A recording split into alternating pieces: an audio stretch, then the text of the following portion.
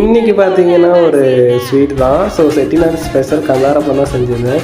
டேஸ்ட்டுமே அட்டகாசமாக இருந்துச்சு. செய்யறதுமே ஈஸி தான். யார் வேணாலும் எப்படி வேணாலும் செய்யலாம் அவங்கவுங்க ஸ்டைலில். அப்படியே மறக்காமல் நம்ம பேஜை ஃபாலோ பண்ணிவிட்டு வாங்க எப்படி செய்யலாம்னு பார்த்துடலாம். ஒரு 3 ஹவர்ஸ்க்கு முன்னாடி இட்லி அரிசி, துவரம்பருப்பு, உளுந்து இது எல்லாத்தையுமே சேர்த்து ஊற வச்சுட்டேன். ஊற வச்சுட்டு இதை நல்லா பேஸ்ட்டு பதத்துக்கு அரைச்சிக்கலாம். இதை அரைச்சி முடித்தோடனே இது கூட சேர்ந்து 1 கப்பு வெல்லத்தை சேர்த்துக்கோங்க.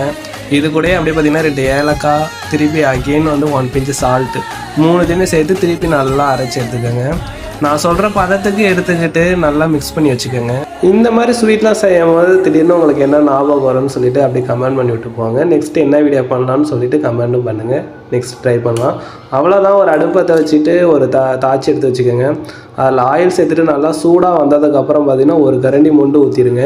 நீங்கள் கிண்டலாம் தேவையில்ல, அதுவே பம்பளி மாஸ் மாதிரி பொம்பிக்கிட்டு வரும்.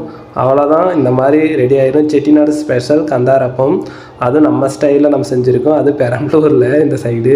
இதெல்லாம் செஞ்சுருப்பாங்களா என்னன்னே தெரில, பெரம்பலூர் சைட்லாம். ஸோ எங்கள் ஊர் சைடில் இந்த மாதிரிலாம் செஞ்சதில்லை. நானுமே நெட்டில் தான் பார்த்து தான் செஞ்சேன். ஸோ செம்ம டேஸ்ட்டாக தான் வந்துருந்துச்சு. ட்ரை பண்ணி பார்ப்போமே ட்ரை பண்ணேன். தேங்க்யூ ஃபார் வாட்சிங்.